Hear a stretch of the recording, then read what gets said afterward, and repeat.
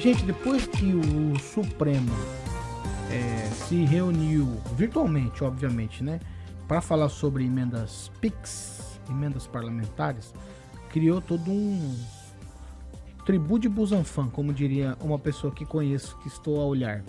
Vamos lá, emendas parlamentares são verbas previstas no orçamento da União, são pagas pelo governo a deputados e senadores que têm que gastar em projetos, obras nos estados e municípios. Há vários tipos de emendas e com regras diferentes. Nos últimos dias, como falei, o STF entendeu que o atual modelo de emendas parlamentares precisa de mais transparência, ou seja, que ele seja mais claro e que a gente saiba quem é o parlamentar que está empenhando a emenda e para onde ela está sendo enviada. O ministro do Supremo, Flávio Dino, determinou a suspensão de emendas parlamentares impositiva e restringiu as chamadas emendas PIX. Aí os 11 ministros o acompanharam em voto, decidindo que é preciso criar regras mais claras para as chamadas emendas PIX, feitas diretamente para o caixa de prefeituras e sem transparência. Deve-se também suspender emendas impositivas, aquelas que o governo é obrigado a pagar, até uma definição de regras mais claras. E aí, as emendas, elas não representam só dinheiro, tá? Junto com elas vem poder, prestígio, possibilidades políticas e uma série de outras coisas.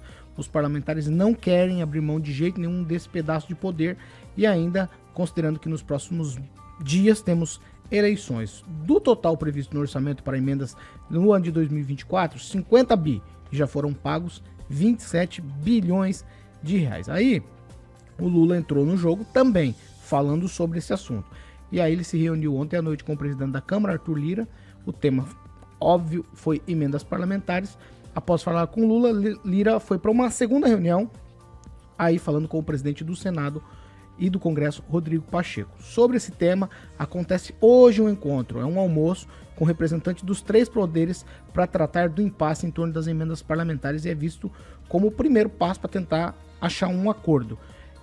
O governo acha que o recurso tem que ser liberado pelo governo federal, os deputados, os senadores não querem abrir mão, e aí veio o Supremo dizendo, isso aqui tem que mudar o jeito de fazer.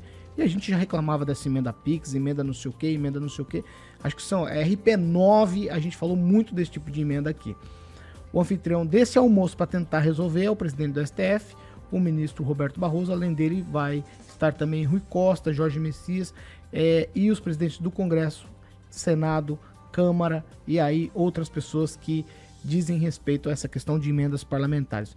Resumindo a ópera, emenda PIX, emenda não sei o que, essas emendas que a gente não sabe de onde vem e para onde vai, tema de debate em Brasília e o que achamos disso tudo.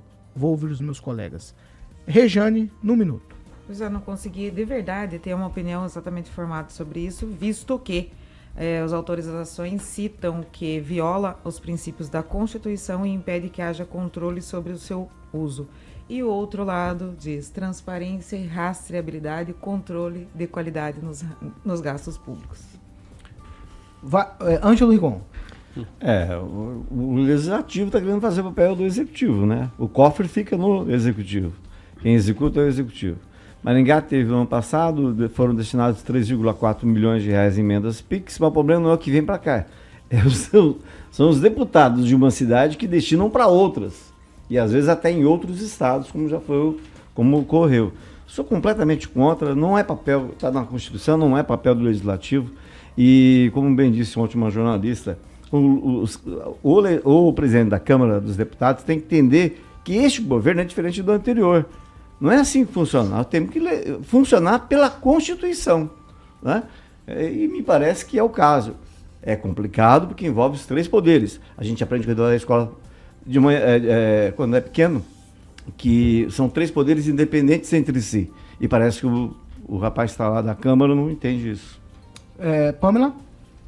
Eles são tão independentes entre si que eles já vão se reunir hoje, né, para conversar, para acertar, parar as arestas, né? Enfim, Paulo Caetano, eu não me sinto muito à vontade nem muito segura para fazer qualquer tipo de crítica, ainda mais envolvendo a STF. Depois dessa conversa de mandar jagunço pro exterior, botar fulano no avião, o crítico, trazer pro Brasil. Então, eu vou me abster e apenas pagar os meus impostos, né, pros nossos iluminados, porque eles precisam, né, fazer suas viagens. das suas palestras no exterior, os nossos integrantes do Congresso também, né, os nossos senadores que tanto fazem pelo povo. Então, eu vou me abster a isso aqui na nossa democracia. Edivaldo Magro.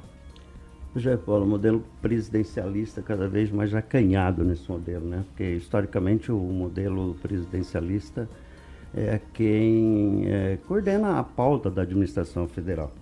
Cabe ao Congresso legislar, aprovar ou rejeitar isso, e tudo isso mediado pelo Judiciário.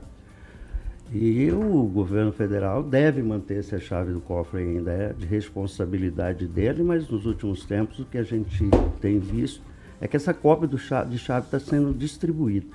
Eu sempre fui contra emendas parlamentares porque, primeiro, é uma forma de barganha absurda entre parlamentares e suas bases, né? E há denúncia, há relato, há suspeita de que muitas vezes essas emendas acabam migrando, ela acaba se deslocando segundo uma série de interesses, né? Recentemente, a gente vê o governo federal distribuindo recurso exatamente na base em que ele tem mais popularidade ou menos popularidade, até para construir essa relação, eu diria até promíscua. Não é uma permissividade desse governo ou de outro, mas sempre esse modelo de emenda foi tratada dessa forma como uma moeda de troca. No caso específico dessa emenda, aliás, se não me engano, ela foi criada em 2019 numa proposta da Gleisi Hoffmann, né? Então, senadora do PT. Acho que ela nasceu aí ela foi regulamentada em 2021. Então, ela tem um histórico já. E a grande suspeita que tem em relação a essa emenda é exatamente a dificuldade em fazer o rastreamento desse recurso, né? De fiscalizar a aplicação desse recurso. Infelizmente, não é só isso, né? Muitos recursos migram para estados e municípios com fiscalização pífia ou, na maioria das vezes, inócuas, no sentido de se obter a veracidade de onde ela foi aplicada e zelar pelo uso do dinheiro público, né? Então, eu acho que vai continuar sendo dessa forma e me parece que neste governo isso só está piorando, Paulo. Kim, o Edivaldo falando me remete ao passado. Esse rolê de irrigar deputados e senadores começa com o Fernando Henrique quando cria a eleição. Sim, e aí, depois disso, isso a gente enxergou como crime. Porque tinha mensalão, tinha não sei o que, tinha petrolão, babá. No final das contas, eles estão querendo institucionalizar uma coisa, que é irrigar deputados e senadores, colocar de uma forma legal aquilo que a sociedade já colocou como ilegal. Pelo menos moralmente falando, a sociedade sempre rechaçou tudo isso. Tanto que fizemos todo aquele estardalhaço em épocas de Lava Jato. E agora, institucionalizado dentro da lei, quem vai falar o quê? É aquela coisa, é um mensalão legalizado, né? Cara, isso é um absurdo. Indiferente qual governo que foi instituído isso de forma legal. Indiferente.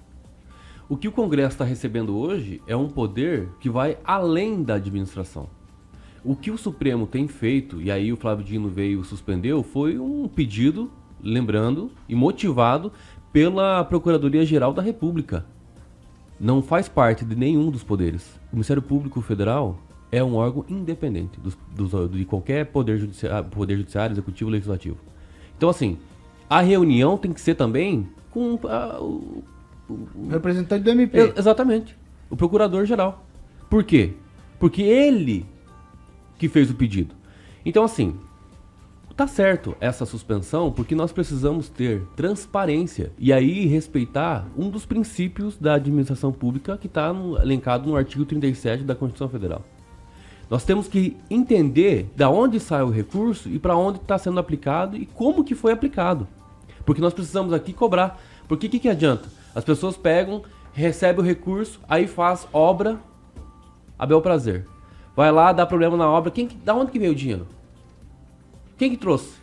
Aí fica aquela lenga-lenga. Ah, não, foi ele, foi aqui, foi não sei o que, fulano, ciclano. E aí a gente não sabe exatamente por que ele recebeu. Então o Congresso, aí vai ao encontro do que o Edivaldo está falando, que hoje o sistema presidencialismo, e aí eu complemento, é de coalizão.